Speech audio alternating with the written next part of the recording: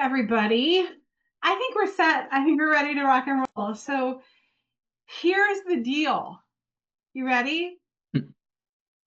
Uh, Maybe 4 months ago, I'm part of this really amazing mastermind, and they're marketing agency owners who are crushing it. And whenever I have a question about doing a new thing, like I have an idea, I throw it out there and I say, does anybody know an XYZ? And I put the message out there a few months ago. And I said, does anybody know a really solid podcasting company who would be interested in coming in and teaching doctors how to use podcasting to grow their practice? And like 4 people stepped up and said, you got to meet these guys from Seven Wonders. And so I scheduled a meeting and I'm like, I have this amazing community of wellness practitioners. And immediately Michael and Stephen were like my little brothers from another mother. Like we were literally from the same part of the country, which is bizarre, but we had so much to talk about. And they were like, yes, let's do it. And I was like, yes, let's do it. So later on down the road, they just dropped the fact that they have an Emmy. Like they literally have an Emmy, you guys, for what they do. That's how brilliant they are. So I'm not going to take any more time. Stephen, Michael, you guys take over. Welcome to the Staffless Practice community. What do you want to teach us? Well, thank you for that introduction, Jody. Yeah, I'm not sure you. we deserve the level of praise, but we're really excited to be joining you all today. I'm gonna cue this up with my screen sharing permissions here. Let's see. Okay. Yeah, Michael, if you want to take it away, we can get underway. Yeah. Well, Dr. Jody did a much nicer introduction than I think I could ever do of myself. So, and she added in the credibility, which was the next slide. But today we're really here to talk about the power of video podcasting, the power of podcasting in general, the power it can have for social media as well, and to help you figure out how to do it for yourselves as well. So that's really what the conversation surrounds around. Dr. Jody already said a little bit about who we are, but these are some of the name brands that we've worked with. We work with a lot of startups, a lot of entrepreneurs too. So there's a wide variety of different people and companies that we work with. But of course, we show the ones that everyone knows on this slide right here. So that's just some of the known names.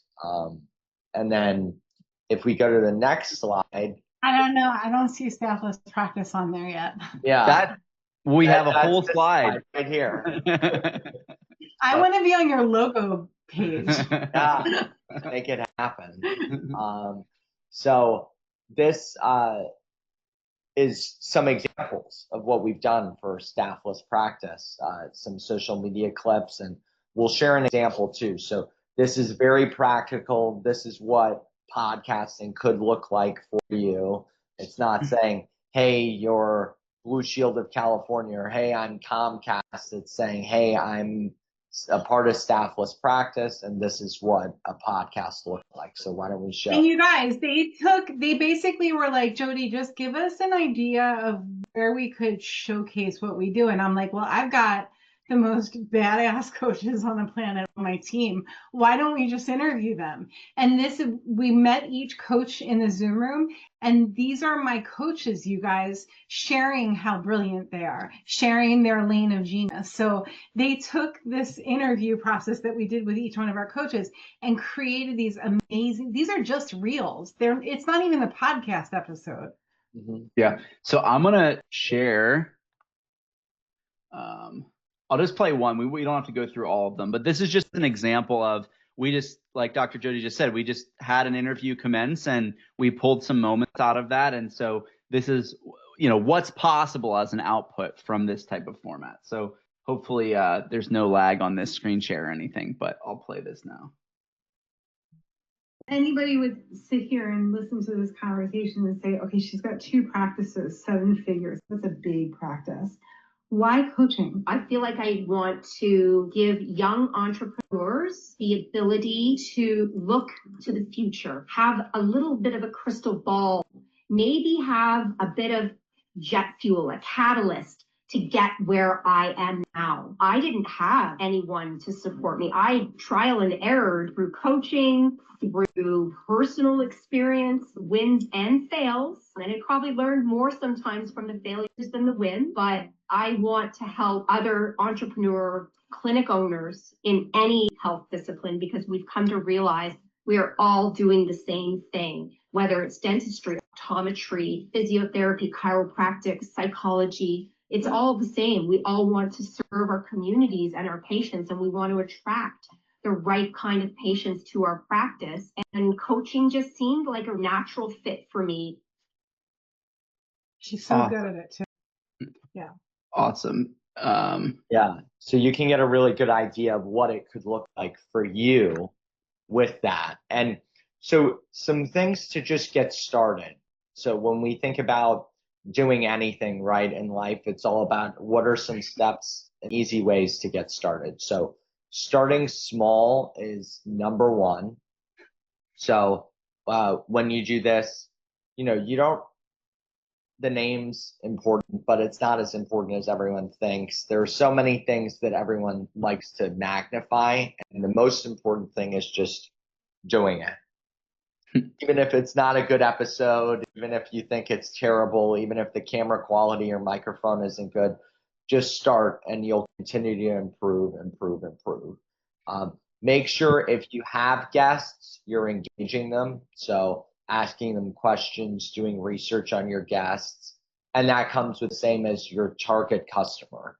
When we say start small, hopefully you at least know who your target customer is when you're starting, so you can gear the content toward them. But you're not going to know right away this is exactly what they want to hear. You're going to have to do it a little bit and figure out exactly what they want to hear, probably. And that's in most industries. Bulking episodes. So by this, we don't mean filming a ton of episodes all at one time. That can be really overwhelming. What we mean is storing episodes. So recording a few episodes, not all at the same time, but incrementally, and then making sure you have 2 or 3 episodes maybe saved up so that you can be consistent. And if you miss recording an episode 1 month, or I don't know, it depends on what your cadence is, 1 week, you can at least be consistent in the release schedule, because that's super important for the algorithms. And the other important thing, just beyond the algorithm, is to be authentic. And that's in everything, right? When you're more authentic, people tend to like you more. They tend to like to have conversations and they trust you. So amongst everything that we're suggesting here today, the number one thing is to be authentic and be true to who you are and who your practice is, and don't try to make yourself out to be someone you're not. I think that's the most important thing. So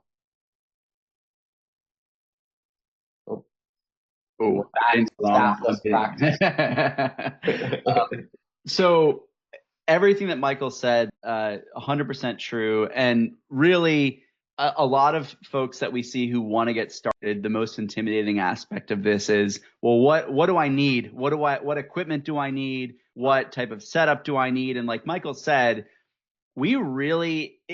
the barrier to entry is pretty low. Like, you can get away with an iPhone, you can get away with a computer with a webcam. The example that we just showed, we had made some recommendations for Dr. Jody, but all the guest coaches that were on that we had, it was just their laptops in a quiet space that was well lit. And that can get, be perfectly fine for the folks that you have on as guests. We do recommend a few things, though, to consider when you're thinking about your own setup and making sure that you are presenting as professionally as possible. And I'll go through some of those now. Number one is just thinking about lighting as a consideration, and why quality of lighting, and as we'll get to, sound matters. It's just about trust. The whole purpose of podcasting is to build trust with your audience, whether that be peers, whether that be potential clients, colleagues, whoever the target audience is. you want to build trust, and a well-lit situation is going to be more compelling than a non-well-lit situation. So that's why we talk about these topics, to make sure that you're starting off on exactly the right foot. This is going to be pretty technical. And Dr. Jody, feel free to interrupt me if you have kind of a layperson questions or anything related to this, but we figured it was worth taking a little bit of a deep dive just to understand some of the principles in what makes lighting good. But fundamentally, a well-lit room that's quiet will work. It's just, these are some of the deeper dive details. But yeah, and also to interrupt, sorry, Stephen. No, Something else to know too, Stephen's more the technical mind than I am. I am not an overly technical person in any sense of the word. Something to note though is just these main things here, and bold are really the main things to highlight, right? Yeah. Those are really the things, and then Stephen's going to go through the technicals of how you might execute it and make it even better. Yeah, that's 100%. really what this conversation is. Yeah. So as Michael's alluding to, the main 3 bullet points, you want a soft light source as a number 1 step. And really what that means is, if you look at this reference image here on the right-hand side, if you imagine the sun covered by clouds as opposed to direct sunlight hitting your face. Sunlight covered by clouds is obviously going to be more diffused, more pleasing, whereas like a high noon sun with no diffusion of any kind casts really aggressive shadows, makes things on your face look not as pleasing. And so the best situation to record an interview in your own space is to manufacture a soft lighting scenario, and that can be done literally by just having the window in front of your desk. Like Dr. Jody has it right now. It's a very soft, pleasing light on her face. Can I ask a question about that? Yeah, sure. So one of the things that we do for our clients is we film videos, and then we use them as assets for not only marketing, but getting new practice members up and running. Sure. And we capture the videos in a program called Video Ask. And some of our clients use these ring lights. Yeah. And what happens, if they have glasses on, you can't see their eyes. You can just see the ring light. Can you speak to that? Because it's more common than not. Yes, so I can definitely speak to that. So ring lights are a tool. They're an option for sure. They're essentially a marketing play to try to replicate what I'm talking about with soft lighting. The problem is sometimes what happens is it doesn't actually have that effect. If you imagine a light source that is really wide and diffuse, like almost like shining a light through like a shower curtain or something that really makes it soft and kind of wrap around your face nicely, that's the effect that you want. But if you have like a flashlight pointing at someone's face, that's going to create like a really harsh like hit on their face. And ring lights try to kind of market themselves as an option to be that beautiful soft light. But when they're sitting, a few feet away from the computer screen, it ends up just functioning like a flashlight. Like it doesn't do its intended thing. So we usually recommend against them. There are some versions that can work and some situations that can work. But yeah, the reflections are definitely an issue when you have that type of situation. And it's really just about consulting the particular person and saying, hey, can you try to shift that to, the left or right? Just like ways to get it out of the reflection. But yeah, glasses can be tough. Kind of strong, harsh light sources can be tough, which is why the simplest way to do it is kind of what you're doing now, Dr. Jody, which is kind of nice window light on the one side of your face. And it looks very pleasing and beautiful, and can totally work for anyone joining. Yeah. I mean, my space, I don't even have it lit right now. I have a bunch of professional lights. I'm just using windows. So you guys, the less stuff in the background, the better. I've had like a whole setup behind me, and it's just distracting. I want people to look at me. I don't want them to look at my background. However, I will say that if you're using your background and obviously people are going to be judging you and forming opinions based on whatever it is that you're filming. They're going to form opinions based on what they see in the background. So watch what you've got. Like if you've got a desk that has piles of paper on it and you're recording on that desk, not the best idea, right? Yeah. So it's so much more beneficial for you to just find, just like what Michael has, find a blank wall and just sit on the floor in front of it. That's so much better than filming your entire office behind you with, I've been in Zooms where people are recording and they've got naked people walking in the background. Like, be super mindful about this one, you guys. Yeah, it's actually a great segue. I'll skip ahead 2 slides because background is a strong consideration.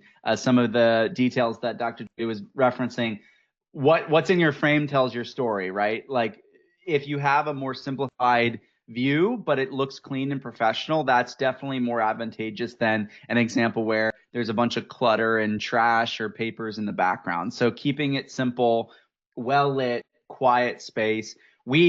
For a service for clients, we'll sometimes help them construct their background. Usually that's for like, more advanced clients that want to have like a studio built out. But to Michael's point, it can really be pretty simple and look excellent. So it's just things to consider. Where do I have within my practice or at my home office or whatever the case may be that can be not cluttered, clean background, a nice framing of me, well lit, and just quiet are the considerations.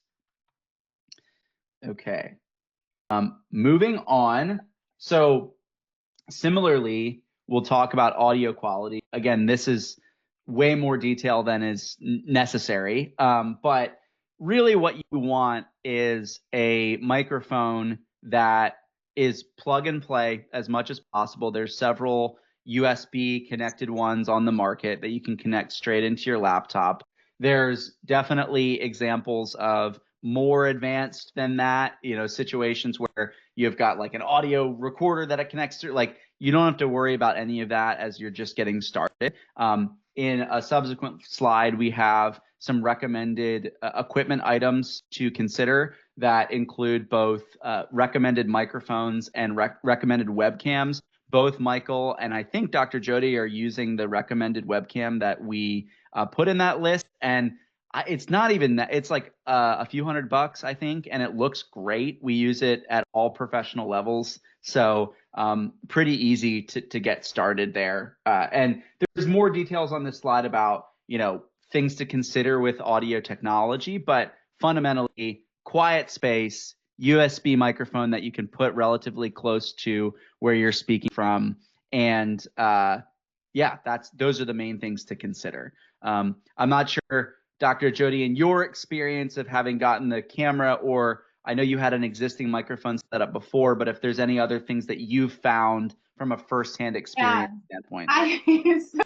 I learned the hard way. I was actually in a sales call when I first got the first time I used this camera, and it started moving every time. Yes. The lady was like, "Why does your camera keep moving?" She ended up becoming a client, right? So there's a setting that you can change if you get this happens with new laptops too. You have to choose to make it so that the camera doesn't follow you. The cool thing about this camera is it's the size of like this bottle of whiteout, right? It's not any bigger than this.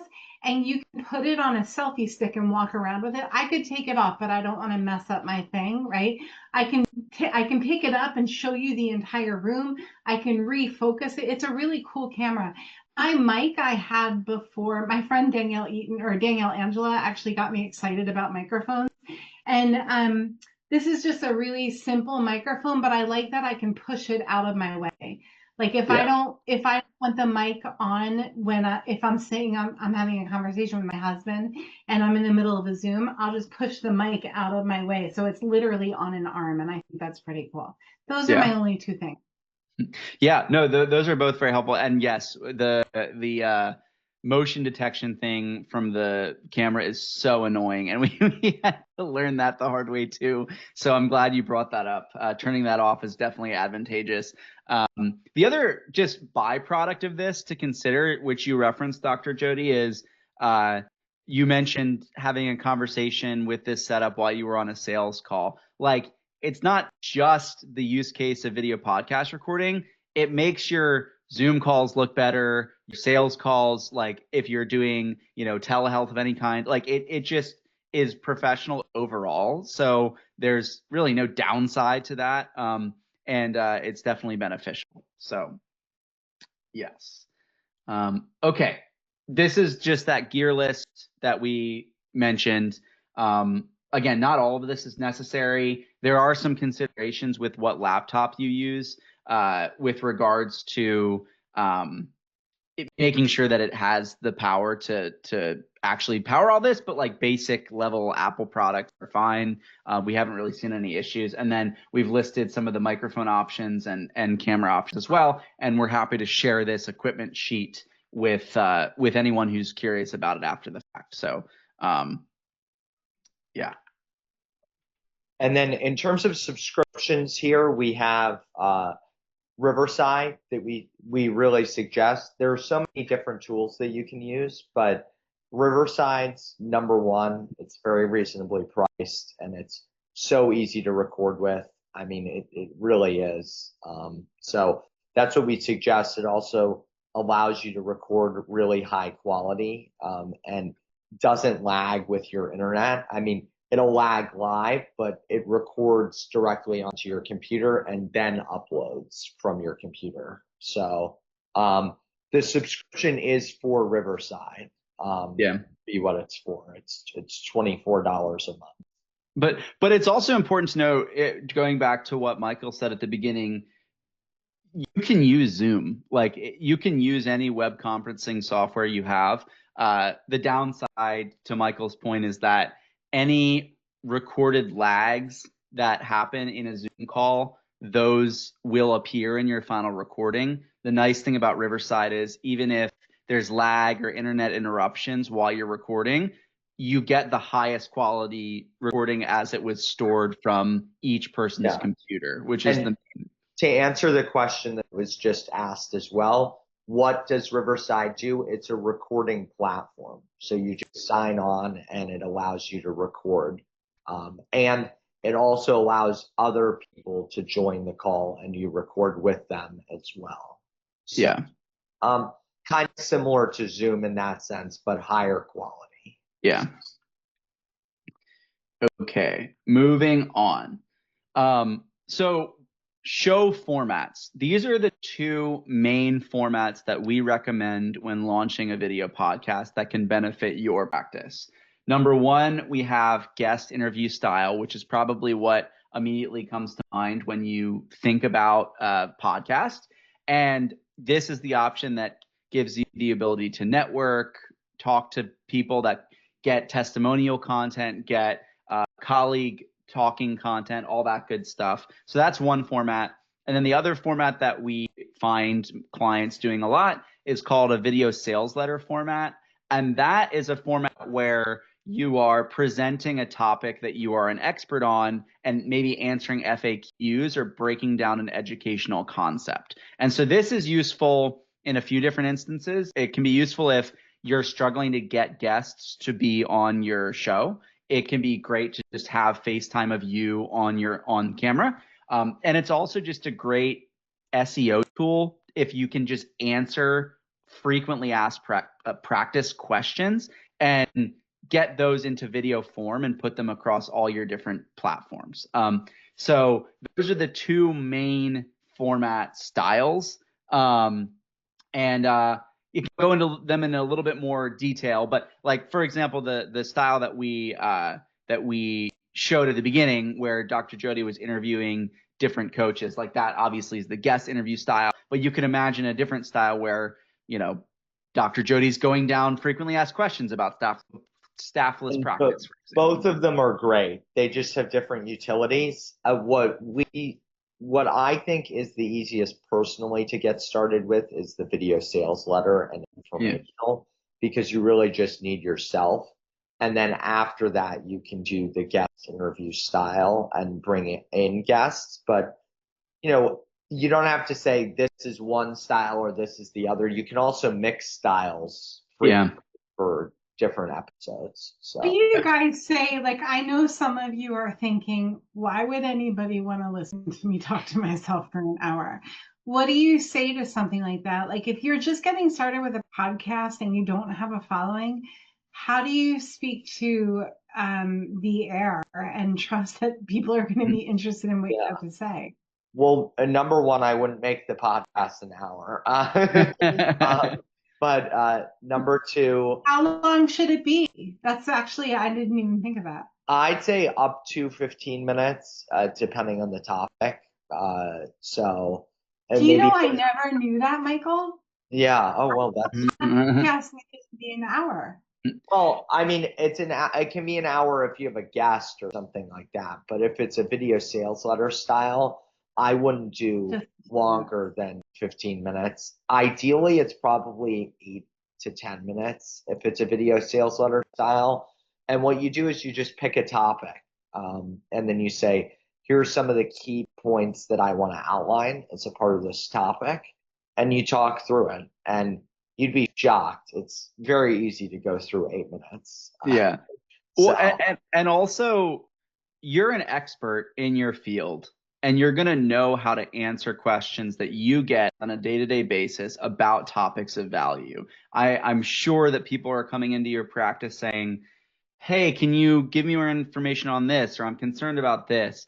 It's about taking those topics and questions and reverse engineering bullet point answers to those questions. And it can be as simple as using ChatGPT to say, hey, like, prompt me with questions that I can answer about X topic.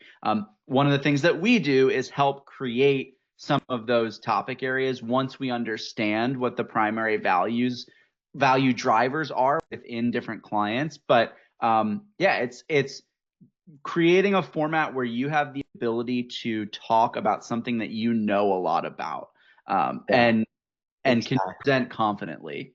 And it's FAQs. What are your FAQs? Just go through your FAQs, and those are the first 10 episodes, maybe. Yeah. Yeah. Okay, moving on. Here's a topic about getting comfortable on camera. So Dr. Judy kind of related to what you were just asking about. Here's a bunch of bullet points, but we don't have to go through them all in detail. But yeah, I mean, the main thing here is just looking at the camera, being relaxed, feeling comfortable, being authentic, dressing like yourself again. That's the number one thing. Making sure that you have confidence. So whatever that takes. For us, Stephen and I, it's not a lot of practice. We've done a lot of public speaking. So for us, it might be just running through it once and making sure we're covering the topic. But for some people, it's doing a lot of rehearsals, and that's fine. Yeah. I would just say, however much you rehearse, make sure it feels natural. It doesn't feel like you played out the whole thing over and over again and are saying a script. Just make sure to smile, be energetic, focus on, and as I'm saying this, and fidgeting. So it goes to show there's always mistakes that people make, and you always have to be aware of it no matter how much you do it. Interviewing tips, make sure to research your guests, listen actively, balance the conversation, and don't use too many notes. Just engage with someone. Do the research like you're showing up for a job interview or something like that. So, yeah. And we had this exercise having Dr. Jody put this together with the coaches. And I'm not even sure, Dr. Jody, if you sent them questions ahead of time or not, but no, we totally went for it. Yeah. My coach was like, we could talk for 3 hours and it would feel like nothing. So not at all, no plan. But and that's the beauty of it, right? Like, you can do preparation, but at the end of the day, it's recording a conversation that feels authentic and genuine, and that's going to come through in the final product. And a huge advantage to this, which we haven't even touched on a ton, is just the networking potential. Like, and I don't know exactly, maybe Dr. Jody, you can speak to maybe how that might function for some of your members, your students and things like that. But just across the different industries that we work with, it is one of the most valuable networking tools. I mean, we sent an email to the C-suite of McDonald's and Ford Motors. And if we had said, hey, Ford Motors, can we work on a video for you? They would not respond. But because we said we have a podcast about the power of storytelling, both said yes. And now we have an hour to talk with them, chum it up, record a conversation. Like, it is incredible, the rooms you can get into. What would be really cool is if we could talk to them about chiropractic. That would be really, that would be like next level. Yeah. You know, you talk a lot about growing your practice through like magnetic marketing, through relationship building. Instead of like throwing money at ads, throw time and energy at building relationships. And I love the idea of you guys like figure out who your avatar, your perfect practice member is. If you don't know who your perfect practice member and you're not yet a client of Staffless Practice, go to gostaffless.com/ppm and I'll drop it in the chat where we're talking. And figure out who that person is. And the rule of thumb is this, you guys. If you have 1 minute in an elevator, and you can only invite one person on the planet to come into that elevator to share your story with them about who you are and what you do, who would that one person be? Mm-hmm. That's your perfect practice member. So you can't be like, oh, a family of 4. No, it's one person. So for that one person, then you ask yourself, who are they frequenting? For mine, it's a 30-something mom with the time, energy, and resources to give more and do more to her family. Probably your wives, you guys, right? So I would say I would have a podcast show for my practice with her yoga teacher, with her OBGYN, with her doula, with her lactation consultant, with her country club manager. You know, I bring in everyone that she's already connecting with, the health food store owner, with the Whole Foods manager, to talk about things that are important to her. And then you're feeding 4 birds with one scone. The biggest bird is nurturing the relationship with the professionals in the community. And then the first time they think chiropractic, guess who they're going to talk about? The first time they think PT, guess who they're going to talk about? That's nurturing relationships so that you grow your practice from the inside out, not just randomly lottery carding ad money and hoping that it sticks. So podcasting is the perfect way to do that. It's relationship building. Yeah. I mean, everything you said right there is spot on. And I just think about one of the first principles of sales is giving something before you ask, right? And giving someone an opportunity to jump on your podcast. Okay, they might see it maybe as them doing you a favor, but more often than not, they see it as, wow, like that would be really fun. I'd love to do that. And then in most cases, there's the opportunity to give them the clips that you generate and the output of a shared marketing potential that you generate. They're going to see that as of tremendous benefit and be really, excited about the opportunity to give something back to you when that time comes. And so not only that, they're going to take the recording and they're going to say, hey guys, I just did this. It's like free advertising for them. They'll share it with their community, you guys. Yeah. And then they're even more, it's like spreads like wildfire. Exactly. And that's the most important thing. How do we compound organic volume, basically? And that's the best way to do it. And going back, Stephen, I just want to hit that last part, which is on this last thing. This is something that's really important. You have to get feedback from someone you trust on the podcast. So, like, get someone who, probably your friend who you're like, oh, shoot, that person, they're always telling me what I don't want to hear. You're going to get the real feedback from them. In our case, Stephen and I can ask our parents. In most cases, they shoot everything down. Most parents are too nice. Ours are too mean for some reason. For real. We've got another question here. So, subscription.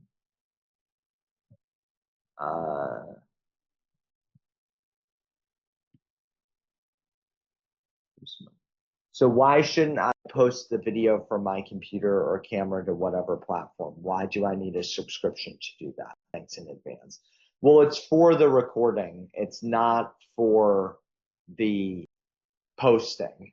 So the subscription is helping you record in the highest quality. It's not to help you post. So, but again, you don't have to do the subscription. No one has to do the subscription. There are ways to do this with Zoom and do the recording that way. It's just not going to be the same high quality as if you have a tool like Riverside, but Yeah. it's not a mandatory tool.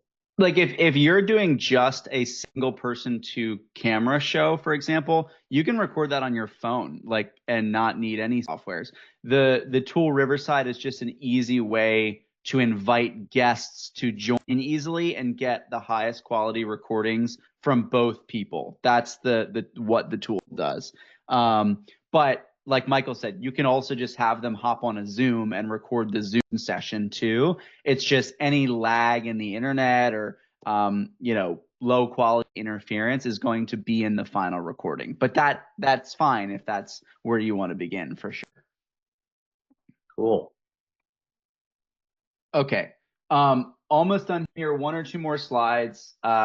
Really, we've already touched on this to a large degree, but the multi-channel benefit of podcasting, recording a full episode can go on YouTube, audio-only platforms, Apple Podcasts and Spotify. It can be social content that we snip up, just like we showed at the beginning, and that can go on LinkedIn, Instagram, Twitter, X, and all the short-form social platforms. And the huge benefit, which Dr. Jody alluded to, is if you post it on LinkedIn, for example, and tag that guest, you're automatically getting access to their whole network, and they're going to see the clip. And same with Instagram. There's the way to invite someone as a collaborator on Instagram. If you do that, automatically gets distributed to both your audience and their audience and expands your reach. And we tell people, don't get discouraged by low view counts. It's if you're hitting the right people with this content and you're doing it consistently, that's what matters. Sometimes episodes that we do for clients might have 50 views, 100 views. If those 50 or 100 people are viable clients, referral partners, people that can be of benefit to you down the road, like, that is what matters. Obviously, it'd be amazing to get 10,000 views, 20, like, obviously, but it's really about the consistency and authenticity and just doing it over and over and over and getting in the habit of doing it so that you show up when people ask these questions online. I have a really stupid question. Sure. You don't often hear people say, do you watch that podcast? You hear them say, do you listen to that podcast? Yeah. So I never even thought about this either. When is it just a listening thing and when is it a watching thing? Well, I would actually say that people tend to conflate the two things together. Because I find myself saying, do you listen to X, Y, or Z? When in actuality, I'm watching them on YouTube. I believe YouTube's actually the most watched platform now for podcasts. And yeah, 1 billion people are watching podcasts on YouTube every month. So it's a mix of watching and listening. You might be doing things, have the volume on, walk away, still hear it, come back. I don't know. You can close your eyes and listen to it. I just find myself like watching it more often and engaging in it. I guess you can also listen to it in your car. You're not going to watch it in your car. Exactly. Is YouTube still the largest search engine? Just a by the way question. YouTube is still the largest search engine, and YouTube just overtook Spotify as the main consumption place for podcasts.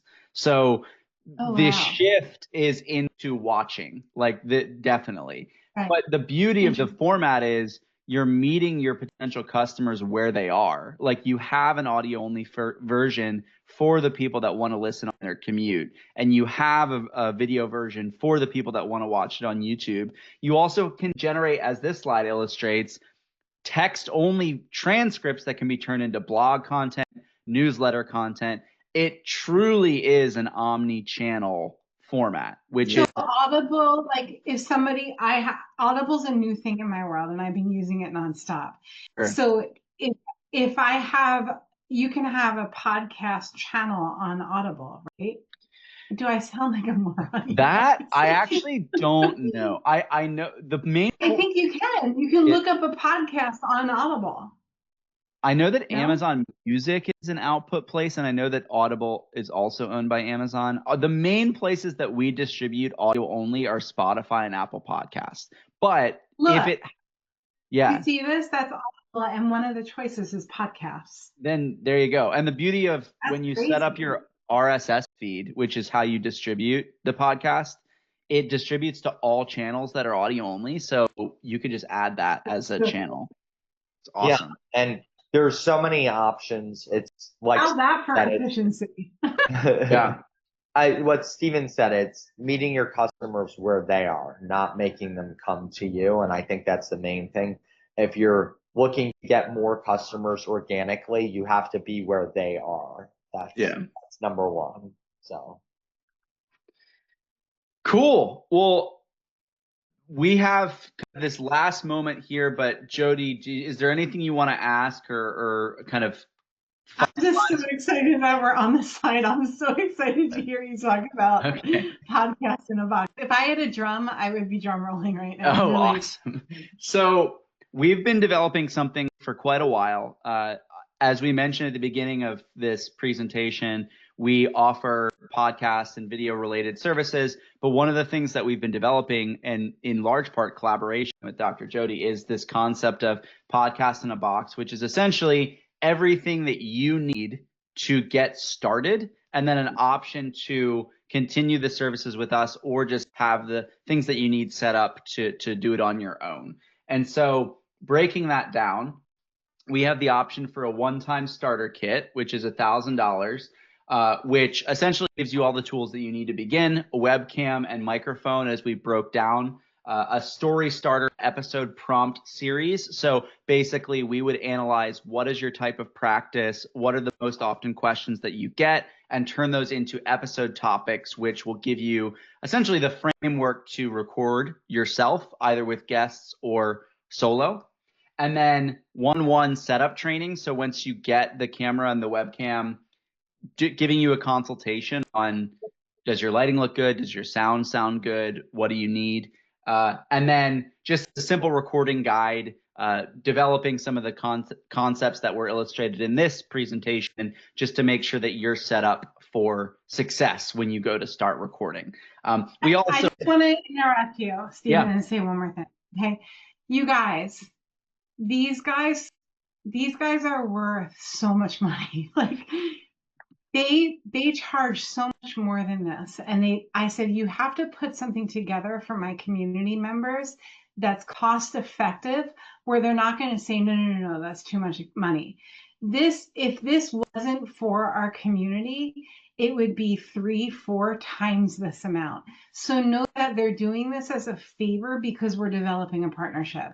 So when you see $1,000, that's in a box. Like, you're going to literally have a box shipped to your house with the directions of what you need to get this going. That the time that it saves you alone for researching and figuring it out, and how do you start it, and what do you do, and what do you wear, and it's all taken care of for you. So I just had to say that. And I also just want to express my gratitude for doing this for our community. Absolutely. Well, thank you for saying that. And yeah, we're really excited to be able to bring this to you all. And the last thing to cover is the monthly program. Like Dr. Jody said, we really worked with her to find something that was of lower cost than our standard. But we have an option here for $500 a month, 30-day money back guarantee to Dr. Jody's group only. This would include one edited episode per month, up to 15 minutes, 4 short social clips like you saw that are edited for social media, recording feedback. So you'd record it, but we'll send you feedback on the tone, presence, all of that stuff, and then a quarterly strategy call. So 30 minutes a quarter, you'll have access to our team to review progress, plan topics, align on the goals that you have, any other notes that you have.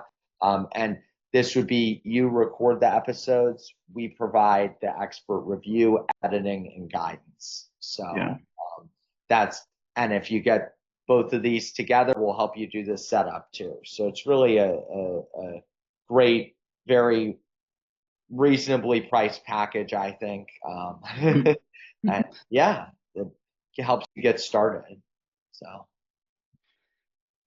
So thank you guys. And if you are watching this on Facebook while we're recording, go ahead and drop your questions where you're watching. We're going to hop off of our live stream in just a minute. If you want to get in touch with the 7 Wonders team, what's the best way to do that, you guys? I'll have it if you're watching the recording of this, just look below the video. Yeah. But for the people who are watching us live, how do they get in touch with you? Honestly, just shooting us an email is fine. Okay. You can do my name at 7wonders.com or Michael's name at 7wonders.com. So it's Stephen at the number 7, the numeral 7, WONDERS.